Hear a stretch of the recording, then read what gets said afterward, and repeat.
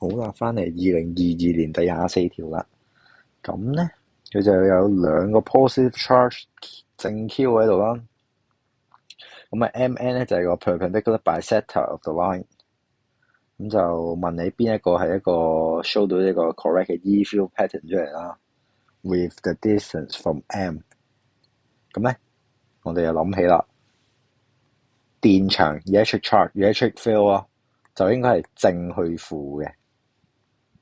應該就可以整到一個咁嘅圖出嚟啦。咁佢而家係兩個 positive 嘅，咁即係 suppose 咧就應該會有個 neutral point 喺中間嘅。咁啊嚟啦，我哋畫公仔啦喺度。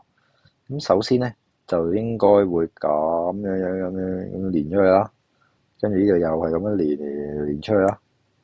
咁所以咧 suppose 喺 M 嗰個位咧就應該就係傳説中嘅 zero point 或者叫 neutral point，因為可以畫張咁嘅圖啦，應該易睇好多啦。咁 M 個位一開始應該冇嘢嘅。咁啊嚟啦 ，M 一開始即係最近啦，零嚟啦，即係一開始 from M 啊嘛，佢話，所以 M 個位就係 set 咗做個零嚟嘅。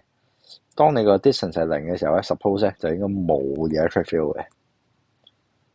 咁啊好啦 ，B 同埋 D 兩個揀啦，咁究竟係邊個咧？咁就嚟啦。經過咗一開始 neutral point 嗰個位，跟住咧就會發現，誒啲線而家會兩個會跟住 along 同一個方向咁去喎。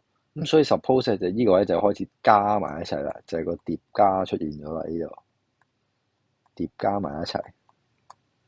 咁所以咧就應該會突然間多翻，咁答案就係多啦。B 嗰個咧就全程都係貼零嘅，呢個就唔啱啦。